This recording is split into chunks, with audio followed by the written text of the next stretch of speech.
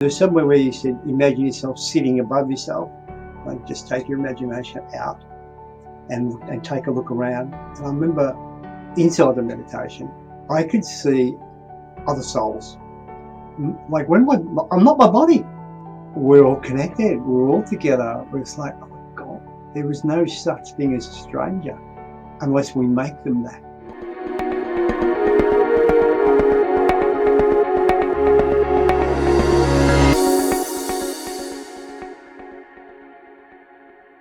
Phil, welcome Right. to the podcast. Hey, my pleasure, Guy.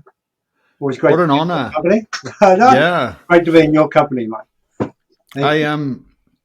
One thing I've noticed with the podcast is that when I bring people on that have experienced our work and gone through a bit of a journey, and people always reach out to me thanking me.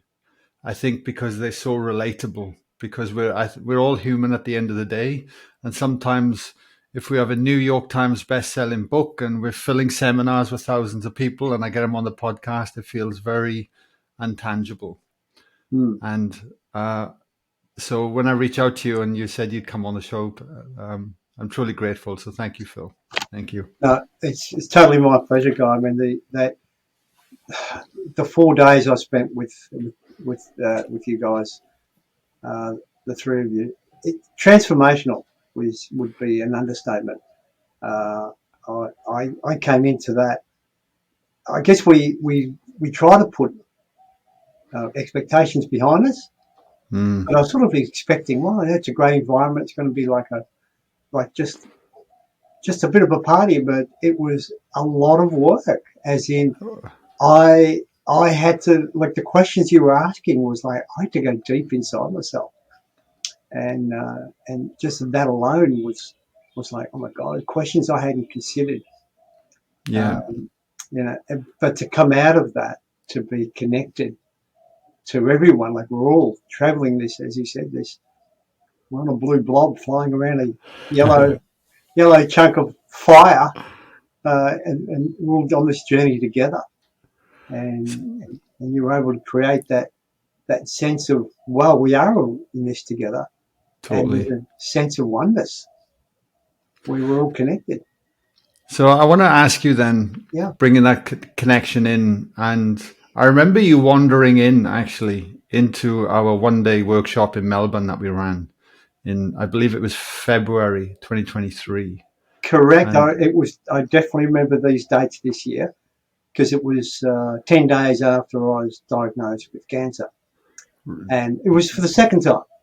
I was given a diagnosis 2 years earlier, and I went through a process about from between April of 2021 to August 2021, where I went through chemo, radiation, and I had a major operation where they took my stomach out and one part of the esophagus.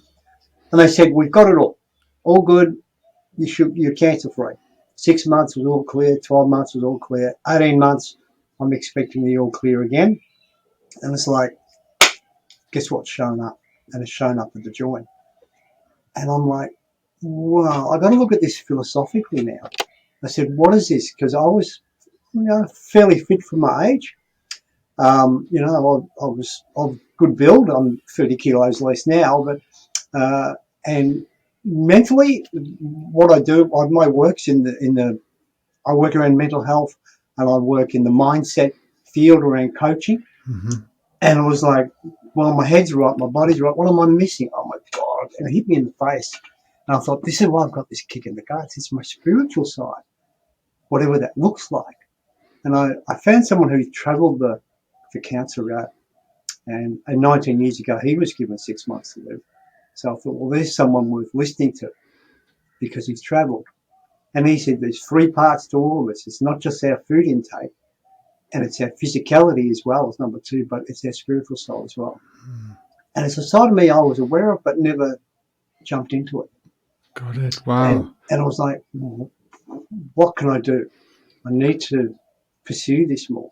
And the first step I come across was meditation. My friends have been telling me meditation and yoga, they're the 2 best things to raise your awareness about where you are on your journey of life here, and to understand we're this soul encapsulated in a meat suit, walking around thinking there's division because we're trapped within our five senses. And it's like, what's outside of that? And I started to become inquisitive. And the more inquisitive I came, the more came at me. Because as you aware, God, the universe, as you start exploring things, will keep giving you things that match your vibration Of course. and match your curiosity. So, a question for you then: when you were diagnosed and you said that you wandered into the workshop 10 days later, Yes. did you only find Live in Flow within those 10 days, and Yeah. then just Yeah. wow? Yeah. I did. Okay. It was like the universe just went, gave me a big slap and said, dude, we're giving you this kick in the guts again because the first time round you didn't quite get it. And everything just floated. My friend said, you've got to do this and this. And of course, when you speak to the universe and Facebook, it picks it up. And this intrigued me. I'd never heard of sound meditation. And I was like, I'm intrigued. And then, of course, it appeared again the next day. And I thought, wow, okay. All right. Thanks, universe. I'm in. And I hopped on my So, motorbike, rode into Collingwood, and it was probably the best experience. Like I still talk about that day as being life changing for me. I remember it. Yeah. Ever since that day, mate. And then when you came to the retreat afterwards, I was so happy because you really went for it, which is beautiful. Because quite often, when we come to a 1 day workshop, I mean, there were 85 people in that room. It was a full house, and it's obviously confronting for people to walk into a room full of strangers and to truly surrender. We understand that, because we spend the day ensuring people start to connect and get to know each other and feel safe, and our guards slowly start to drop. And, as we build a relationship of safety and trust, You it's really did critical that for, very well. yeah, Yeah, thank you. But it's critical for this work, right? And that's true.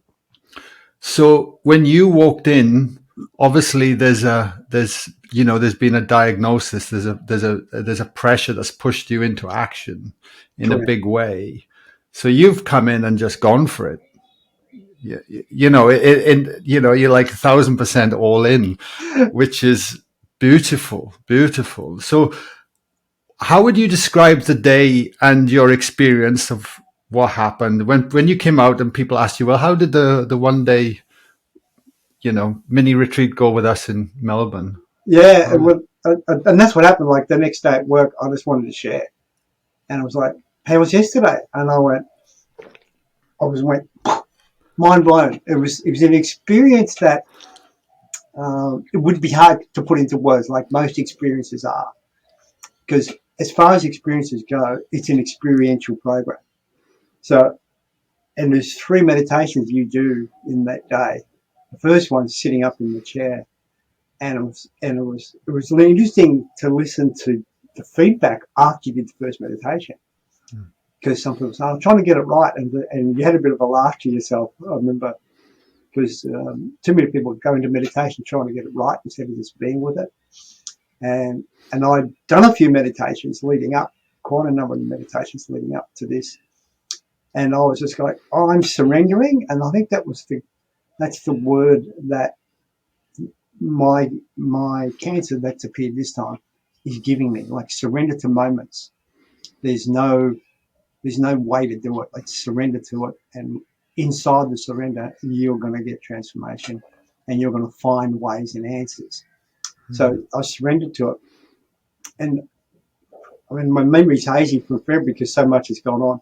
But there's somewhere where you said, imagine yourself sitting above yourself, like just take your imagination out and take a look around. And I remember inside of that conversation, inside the meditation, I could see other souls. I know it sounds a bit out there for some people, For some, not in our department, No, not in your we department. And I was like, oh God, I am like I'm not my body. And there's a whole thing inside of me, that spirit or the energy or the source of connectedness for each and every single one of us on this planet. We're all connected. We're all together. It's like, oh my God, there is no such thing as a stranger unless we make them that. And there is no such thing as someone who's not us. We're all just reflections of us. And I thought, oh my God, I am not in this alone. I don't have anything. I am part of something. And that alone, like having that vision, even though I'm sitting on a chair with my eyes closed and being guided to a place that I hadn't been before, totally amazing. And and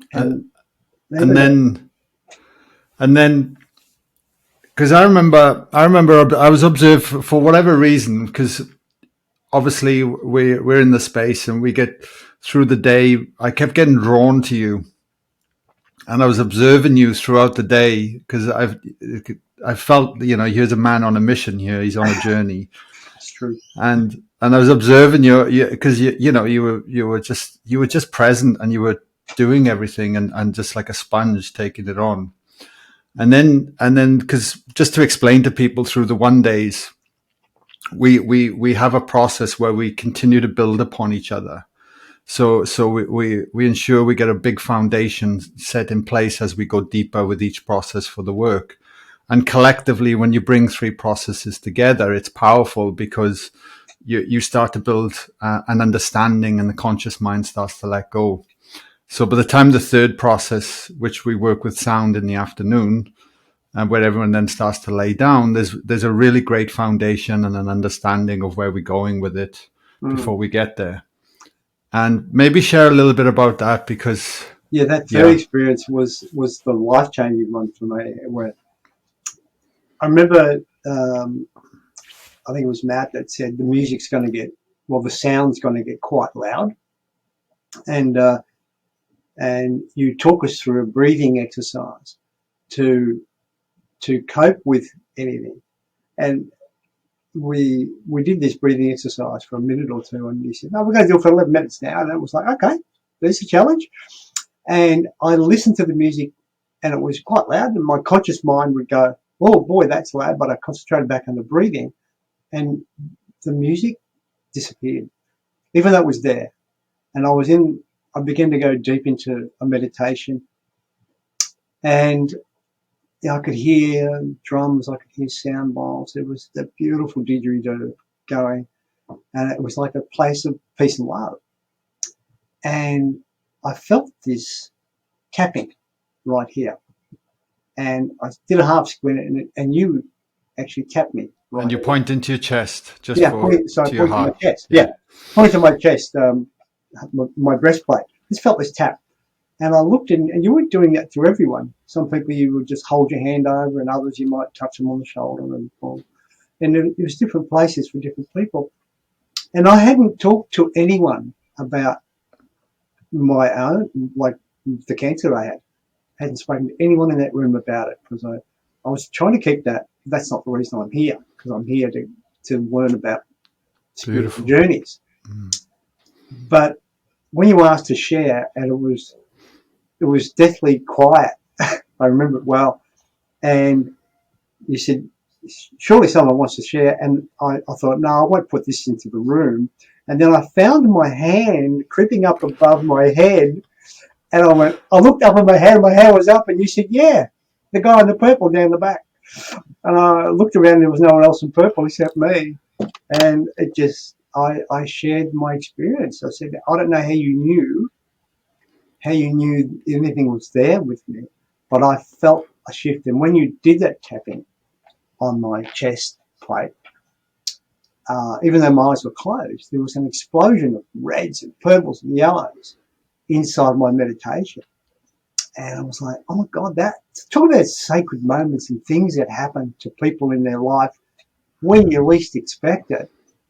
And I've done some mad stuff in my life. I ride motorbikes every day, and I used to train as a motorcycle trainer. Like we did some mad stuff, but I would call that like talking about when I say mad, it's make a difference, right? MAD, like, and I was like that made a massive difference to me, and I was like, oh my god, that's why I'm here. I need to explore more. And of course, you said you run retreats. Now it'd be crazy not to go to one after that experience to find what the next level's going to be. And the retreat didn't disappoint. Yeah, of course. Yeah. No, it was beautiful, and it was beautiful to witness and watching you come out of that one day. And because when I see that look in your face, and that you can't, it's priceless. You can't fake that. It's very real, and there's a fundamental shift in a positive way, Oh, and totally. that's beyond our awareness. When you had that shift, what do you think it's done for you in life in general to that point? Because I think people struggle to, they go chasing it. They chase the experiences quite often just to run away from their problems, as opposed to go within and to let things reveal to themselves. And for me, I was that guy once, and I had those shifts, and it was like, oh, okay. Yeah, I guess the biggest thing for me was the cancer is here. Like people fight cancer. I'm not about fighting. So it's like I'm not going to fight it because it'll fight back. So I accepted it and so Wow. what's it here for? It's here to teach me something. And like if this is what it's teaching me, I'm at peace with the world. And it's just like this is my reminder. And some people need a kick in the guts, and this is what happened to me. My kick in the guts has got me to a space of accepting life, not fighting life, surrendering to moments, and just keep giving and receiving, giving and receiving. And it's amazing every time I share an experience I have, the difference it makes to others that I've had the sharing with. They've gone, oh my God, I need to do something like this. So it's just like, oh, I'm having this ripple effect. And we've all got the ability to have the ripple effect. Putting things like, I have no fear. Like, well, there's fear. When I say have no fear, it's feeling the fear and doing it anyway. Right? It's tackling different techniques. And it's just like, for me, it's acceptance of life and the connection we have with others. It's just, Yeah. it's been a magic ride. And Yeah. I have no regrets about getting cancer. It's like, this has been come at the perfect time in my life. To lead you into then start to have those experiences. And I often wonder Yep. what the world would look like if more people were aware of this work and were able to, without the fear, have those experiences, to start to understand the totality of who we really are and how we would live our lives from that vantage point, as opposed to the stressed, I'm in fear, I'm in reactive mode, I'm constantly pushing against a society that wants to keep us in a box. Yeah, and that's what societies are designed to do, aren't they? They're designed to keep people in boxes. But it's stepping outside the box, and we don't get opportunities. Like this stuff's not taught in schools. We send our kids off to school and they come out learning how to be in a box, learning how to serve the man. Whereas at the end of the day, we need to serve our heart. Our heart and soul is what's going to live on and be the biggest influence on other humans. Is our heart and soul. I mean, you can learn any skill, but it's not going to take you anywhere if you can't connect.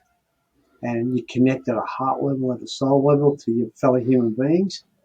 That's a whole different relationship and a whole different way of being for the planet.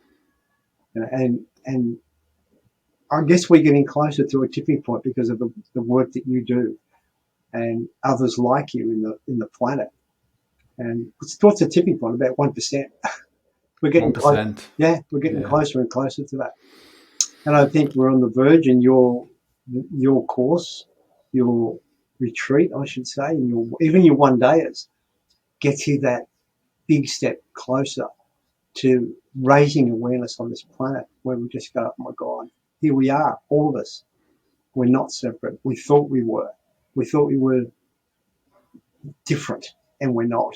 We're actually all the same. The more we dig down, the more we realise we're the same, and there's no difference between anyone. And I did a lot of work with Indigenous over the years. I had 5 years working in remote communities in this country. And it's just like, no matter where you live, your soul is just it. And there's no difference between anyone on this planet at all.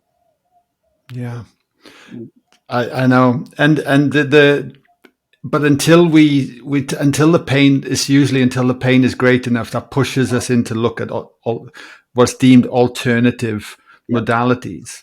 Because if we're so entrenched in the physical and we're so entrenched in the egoic aspect of us, which we need to individualize ourselves from divinity, so we have an experience here. Yep. But that once that becomes our identity, it's so easy to look at this and go, oh, the hippy dippy shit, what are they doing? They're just escaping. There's so many ways that the mind can conjure up that keeps us severed from this work. And yet all we need is a taste. All we need is an experience, and actually have a curiosity and an exploration into it. It's dipping your toe in the water, isn't it? Absolutely. Absolutely. So the question I have for you then, Phil, you had that experience. I remember you, I can still see you today at the end of that one-day workshop, wandering around hair up in the air, like wow. I know, like, people are walking out, and I'm still in the room going, I felt a little bit like punch drunk. It was like, of course, I was on a high. I was like, oh my God, I'm high. And there's no drugs involved, right? I'm just like singing in my head. And I remember you coming up, you put a hand on my shoulder and said, are you all right, mate? And I went, I don't think I could use many words. And I said, you've never been better. Never felt better. And I was like, in that moment, it was just like, why feel anything else? Exactly. So I think you literally booked into the retreat the same day. I can't remember. Yeah, it was. I went over and said, one of the dates, I said, all right, that's it. Put me in. They said, there's only one spot left. I said, I'll take it. They said, you sure there's another? I said, I'll take the last spot. And that's right. Got the last spot. Yeah. There you go. And of course, it was a perfect group that the universe put me with as well. Yeah. So when you left the one day, you booked in, you took the last spot of the May retreat. Yep. And just for people listening, our retreats are selling out further and further out of date. We're actually having to open them further out to give people an opportunity to book in, because they're full. Like August sold out, the one we haven't run yet, 3 months in advance, if not more. So just letting people know that. Yeah, because my first available retreat for that group was another 2 months out, and someone had just pulled out of an early one, and I'm like, I don't want to wait. Why would I wait? Why wouldn't they dive in? So let me get to that one. Yeah. So you came out of the one day, you booked into the retreat. There was a space of a couple of months before you got there. Yeah, there was. How did you integrate? What did you do? Like, what was that journey like for you then? Well, for me, it was trying to search more of it. It was like, wow, so this sound meditation, I couldn't find anything that was matching to that. Although there's a local group down here on the Mornington Peninsula that get together once a month, and it's a free session, and they do it at the base of a place called Arthur Seat, which is a mountain on the bay. And I had 2 of those experiences as well. I just went and sat with a group of strangers, sound bowls, guitars, and just an amazing community. So I started connecting with like, oh, it isn't, the whole planet is aware of it, but we're just not singing together. And so I took on more meditation. I actually went to see Joe Dispenza when he came to Melbourne. Oh, yeah. Yeah. and he's great with frequencies and meditation. And so I dived into his stuff for a little bit, but I was still looking forward to this retreat. So it Of kept me in the course. space. Mm. Yeah, Joe's amazing. He's the scientist behind why what you do works, if that makes sense. It does. Yeah. Because I Yeah. guess to some people listening, it might seem all a bit woo-woo, but the science is there that proves this works. Yeah. Didn't you you were telling me at the retreat, didn't you end up starting to listen to my podcast at breakfast every morning or Oh, something you were well, that saying? was one of the things too, because we at the end of the day, that one day, a little postcard. I've got it just here on my other desk. Comes out and it's got the podcast. And I'm a fan of, well, I've got to keep my mind positive, because one thing I don't do, and I stopped doing this a few years ago, was watching the 6 o'clock news or any news. And, Amen. I just, if it's something, look, if it's super important, someone will tell me, hey, there's a cold going around that you have to be scared of. All right, great. Well, I didn't know about it, so I don't have it. So anyway, so podcast, let's have a listen. And the guests you have on there, totally amazing. Some of my fans growing up, like Beckwith, he's someone who's just an amazing character. And listen to the people's experience that you, and professionals as well as people who've gone through near death experiences and come out the other end. And it's just like, oh my God, the people you speak with, I get, we can perceive them as they're not us, but the more I listen, the more I feel connected to them, and how would I have handled that? Would I have done that any different? So we become related more and more. Podcasts, they kept me flowing. I know you got like 250 or more. 70, I think 200, now. who's counting? 270 plus. I haven't gone through them all, but I just love them. As soon as the latest one pops up, so every morning I'm listening to you and your guests. I hope you're not tired of my voice yet. That's the main thing. Well, it's funny. I sort of get tuned out of your voice because I want to hear what they want to say. Exactly. And Brilliant. yeah, no, thank you. And I raise that point because for all of us, and I'm the same. I was a podcast junkie, and they made such a huge difference. I removed all my media. I remember it was before social media was just kicking in, but I turned the TV around to face the wall. Didn't look at a TV for 11 years. Yep. And podcasts were a way of keeping me inspired and listening to like-minded people and conversations that made me feel get it, and it's even, we just ran a big event in Port Macquarie yesterday, one day, and myself and Matt, and I remember speaking to a lady right at the end, and she's probably in her 50s or something, I'm not sure, but she didn't even know what a podcast was. And I was like, what, are you kidding me? So you gave her your postcard. I did, yeah. She said she's going to start to figure it out, but I think there's many people still that are a bit fearful of technology and unaware of that this information is just so accessible and freely available. So, and I'd urge the listeners listening to this today to please, if you get something out of this conversation, please share it with a loved one or friend. Show them what a podcast is. Totally. Because they make such a difference, right? And they're a way of influencing and getting knowledge out there that there's nowhere else to find this. Even with my guru, Chris Walk, he does podcasts. Okay. He's exploring into alternative therapies all the time. And they're things like, well, I wouldn't have known that. And it's funny, this latest one has been around sound therapy. Hello? And there's you guys been doing it for quite a long time now. And it's like, yeah, it's sometimes it's a little bit like, okay, it takes people a while to find this stuff out, even though the research they explored has been done back in the 1950s. Go figure. Totally. So you made your way to the 3-night retreat, and you came up to Mount Warning, near Mount Warning in UK. and from the Morning Peninsula to there. What was your first impression? Were you nervous? Were you excited? You mentioned about removing expectations as well, which is because it was an interesting trip on the bus. I caught the bus from the airport with a group of people that were going to the resort, and just listening to the conversations, and I'm staring out the window, and I thought, am I going to connect with these people? But then it was like, okay, they were talking about what they had for lunch and dinner, and this got a bit quiet, and I said, does anyone listen to Guy's podcast? And someone said, oh, yes, I do. And it changed the whole conversation at the bus, right? And I was like, who's your... And we were talking about this couple that we heard together. And I thought, oh, okay. It was funny how my mind flipped from like, oh, I could be stuck here with these people, to like, these people are great. And I had can I tell you about a funny experience?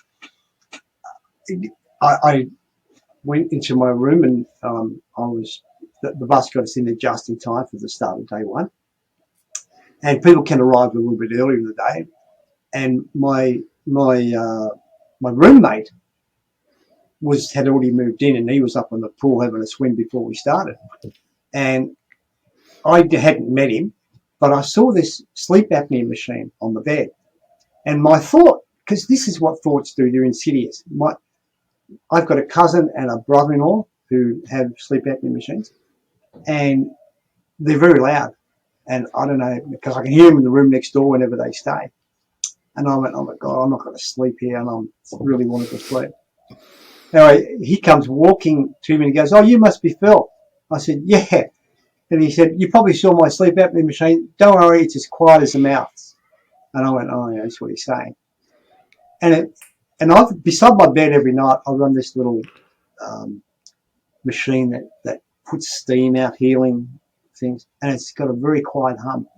That sleep apnea machine was exactly the same frequency as my machine. He put his machine on, I went to sleep in a beat. It was like, everything tends to be working out. But I had this hideous thought. Initially, it was like, I've got the worst roommate. But he turned out being the best roommate. Of course. And which says, oh my God, what happened in the bus? What happened in the room? What's going to happen in the actual course itself, in the retreat itself? And I went, oh my God, everyone, we're connected.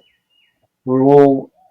This sense of oneness that I had from the very beginning, before I even walked into the room, started to expand. And it was just like, oh my God, this whole retreat is to teach me something, that we're all in this together. Totally. Yeah, it's undescribable what happens in there then once we're there, because everybody that comes wants to be there, right? They've come against their own objections, their own fears, and have still stepped through the door anyway. And that is a very special place then to be. Yeah. So the lesson was just stop expecting something. Enjoy the ride, because it's a wicked ride. Go with the flow. Yeah. Mm-hmm. Live in that flow solidly for those 4 days, and I promise you'll come out with this sense of, I get where I am on the planet now. I get how I fit into this world. I get what's going on with my life. And there's nothing to get. I'm already here.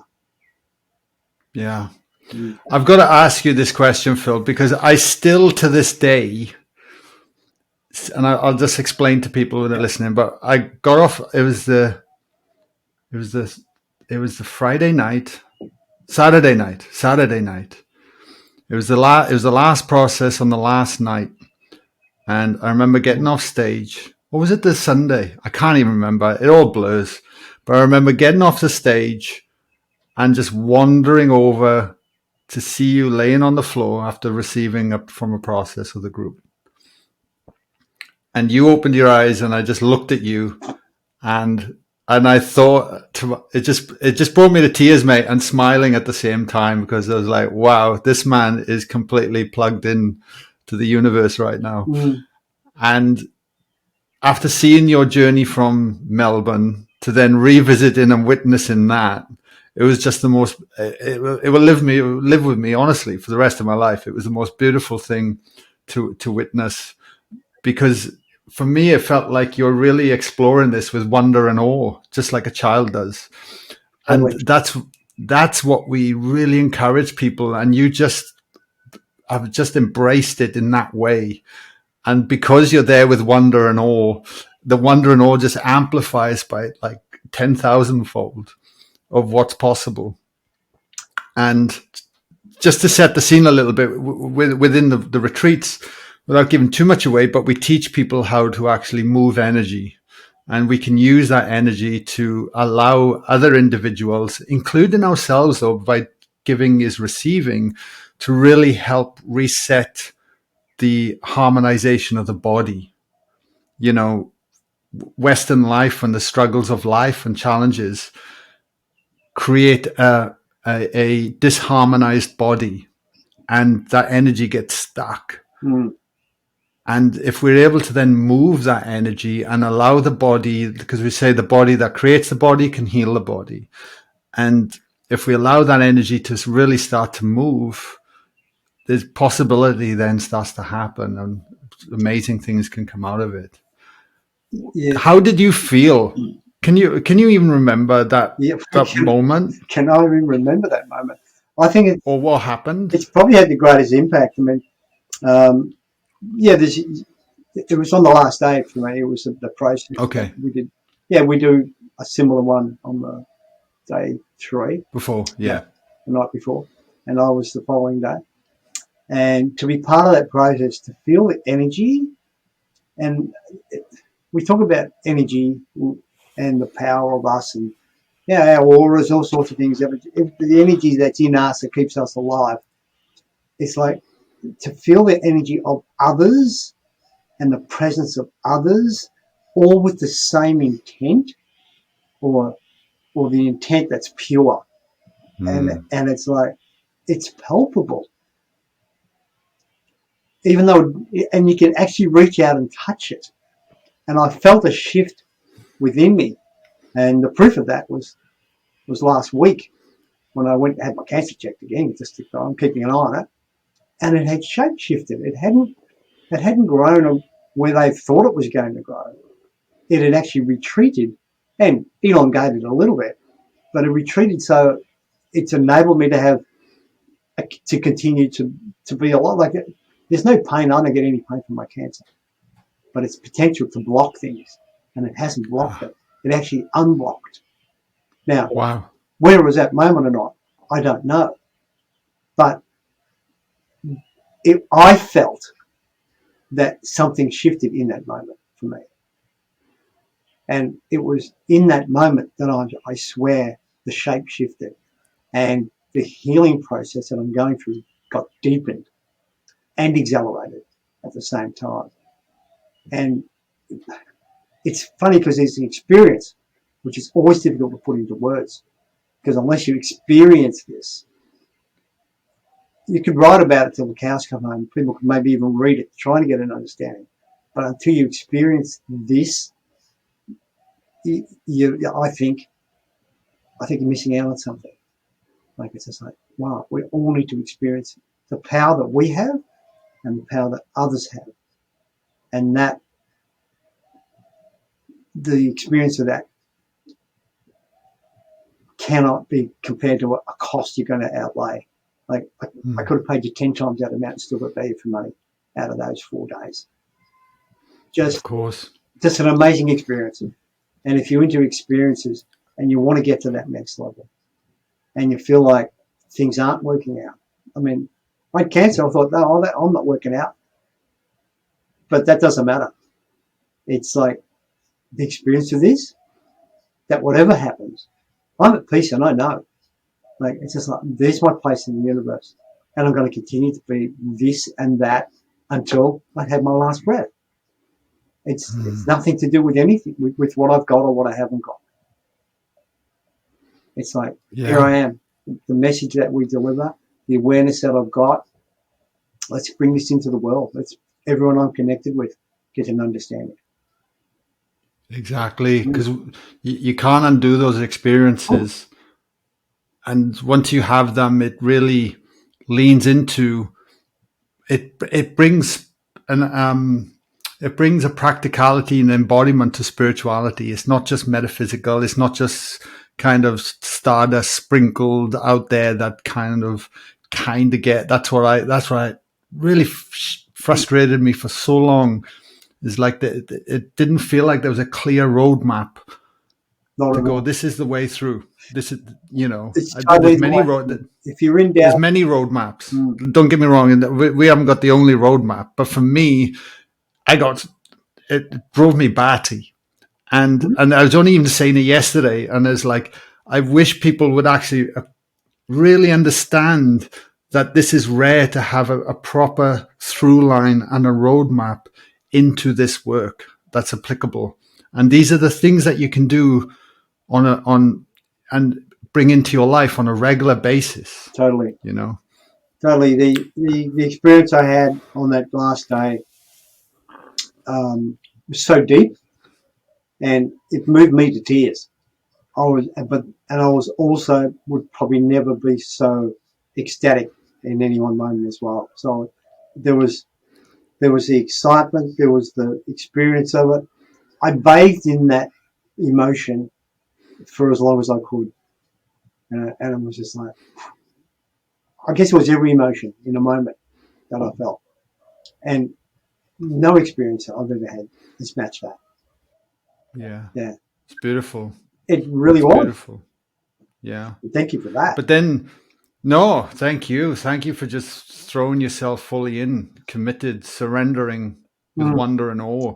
that's And the thing is, I want to articulate to people, and because of the way you approached it and done it, is that you have now new reference points. The exactly. body has new reference points to pull back, to come to.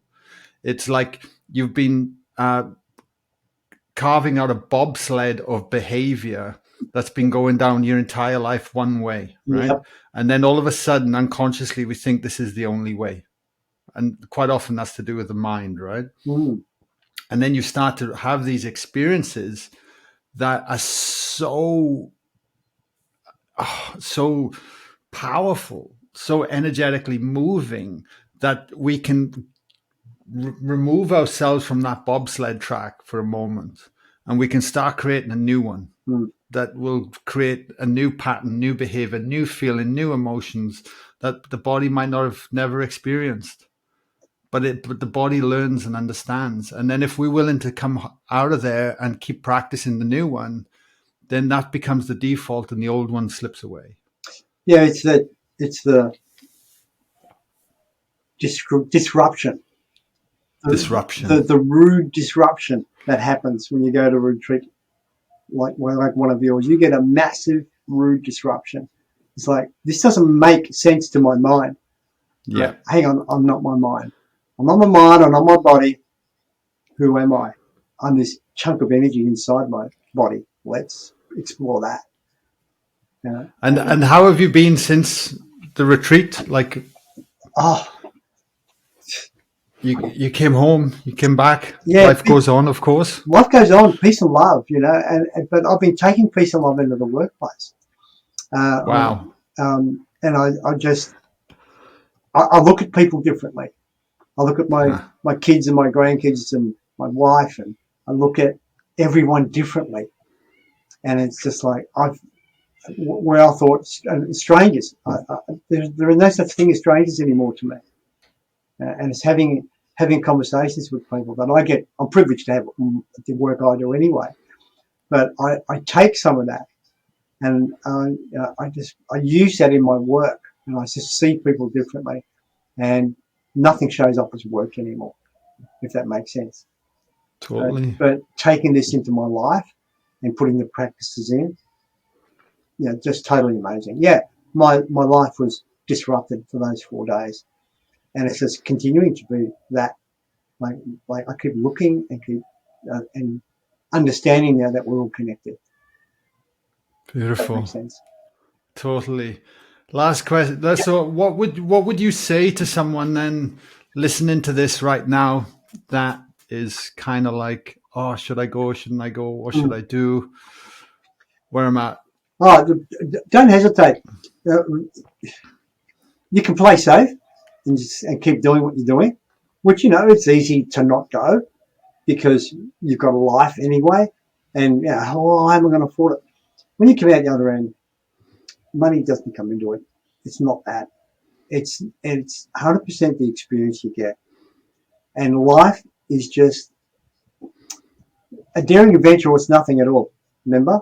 Christine Keller said that. And it's just like, if you think, there was something my mother always said, and she would say, well, take care.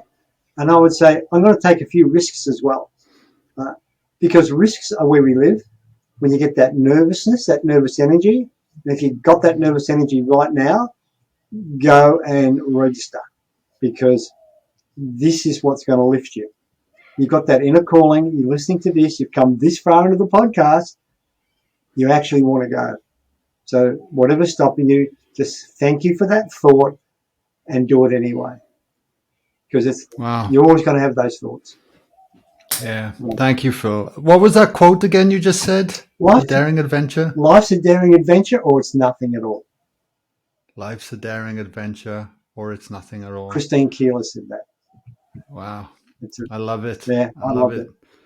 And just to announce for our listeners as well, because obviously I'm flying out the weekend. I'm heading to Portugal. Can I be honest with you here, Guy? If I didn't get in, I would have gone to Portugal. That was the next one. That's commitment. I was going to Portugal if I couldn't get in. Yeah, we got about 10 Aussies come in, I think, something like that, out of, but people coming from all over the world. It's exciting. Our first international retreat. That'd be great. Yeah. Absolutely great. And I want to let everyone know as well that because we're actually setting up a ongoing membership for people that we will hold space online on Zoom to coach. So remember how we did the trios within the retreats, so we could authentically communicate, listen and share and come from the heart. We're actually setting up in an online environment for people. So they'll have the roadmap. Yep. They'll have the space to log into each month and join a community. They'll have a support system that they can put themselves into as well. And there'll be small groups? Ongoing. Small groups? Pardon? With small groups? It'll be both. So with Zoom you can dissect it all. So we'll be able to hold space and there, but we put people into breakout rooms, and then they can actually start to connect and break down. And we teach people. We got a course laid out as well. So for we want to remove the excuses for people. So we've got the powerful experiences that really create the shifts. And they connect with other like-minded. And I mean, I've done retreats and I've made friends for life from them. That alone is priceless. Totally. Just that, let alone all the experiences and the things you learn and everything else you do. And then, so we've got these really well in place. We've got the one-day workshops. We've got the retreats. People have these experiences, start to understand. But of course, then there's the long-term strategy. It's like, how do we stay accountable to leaning in and doing the work? But not only stay accountable, connect, because you can connect beyond space and time from anywhere in the world, from your heart into, and we show you how to do that. So you can do it from your living room as well. And then what I found in my own journey is by having accountability, investing in myself, and being around other people that get me, that understand, that's where the transformation happens. So you have these two. You got the powerful, then you got the long term, and you bring them together. People will stay on track. It's being with the community, being with the like-minded, as opposed to you only get caught back in normality. Yeah, absolutely. Look, I have no doubt people would want to drop you an email or say thank you, Phil, or on Facebook once they listen to this and everything else. Yep. Are you on Facebook if people reach out and go? Totally. Totally. Phil Pollard. Yeah, that's it. .au. .au. Oh, you got a website too? No, well, on Facebook, if you go put facebook.com/philpollard.au, you'll get me. There you go. Save scrolling through. Yeah. People can DM you and thank you. Yeah, Phil, look. Probably picture me on the motorbike, but that's all right. That's all right, mate. True adventure seeker, right there. Yep. Hey, I just wanna thank you, Phil. A, for coming on the podcast today, but B, for just opening your heart in such a way that, like I said, will sit with me for the rest of my life as well. And to witness the way you've just embraced the work as a facilitator, I can't tell you how much that means, and seeing your journey, the trajectory, and the impact of being able to connect in and just surrender to it, and the attitude you have towards yourself, life, is just beautiful, mate. And I just can't acknowledge you enough for everything you're doing, mate. Guy, So thank you. thank you. You're certainly part of my life now, and part of my life experiences that I'll talk about forever, and you'll be in the book. It's just been a privilege. Thank you. You're welcome, mate. Thank you.